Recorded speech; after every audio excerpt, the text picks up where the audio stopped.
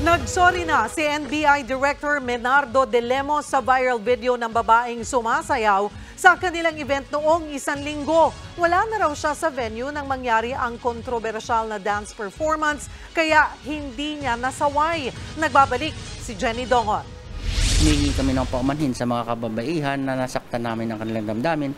Hindi po ganun ang intensyon ng NBI. Mismong si National Bureau of Investigation Director Menardo de Lemos ang nagsorry sa kumalat na video ng babaeng all-out sa paggiling sarap ng mga tauhan ng ahensya sa isang hotel sa Maynila. Nangyari yan pagkatapos ng kanilang media command conference noong June 30. Ayon kay de Lemos, wala raw siya sa venue noong mangyari ang pagsasayaw ng babae. Hindi naman natin masabi yan na mapipredict mo kung ano magiging performance. Pero kung andun naman, kung meron, pwede mo naman pigilan eh. Wala rin kasi ako noon doon sa venue nung oras na yun. Hindi raw kasama sa plano ang performance ng dancer kaya iniimbestiga na nila ito. Para malaman kung sino ang nag-imbita at nagbigay ng pahintulot na sumayaw yung mga ganun. Kung mayroon kaming makikitang may kasalanan, mananagot po sila. Papatawan natin ng karapatang parusa ayon sa regulasyon ng civil service.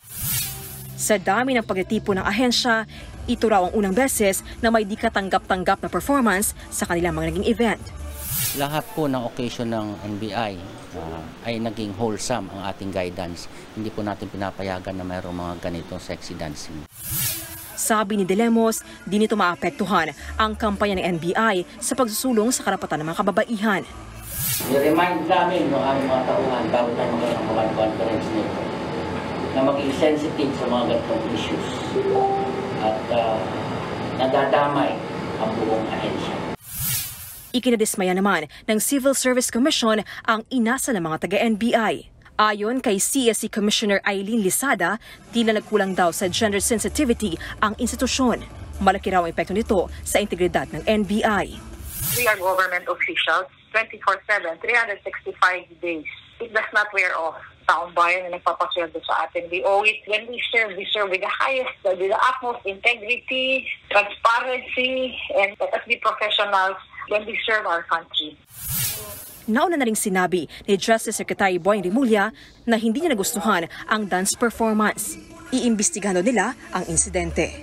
Nagbabalita mula sa Frontline, Jenny Dongon, News 5.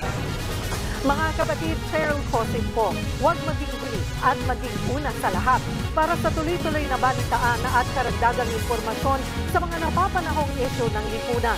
Tumutok lamang at mag-subscribe sa social media pages ng News 5.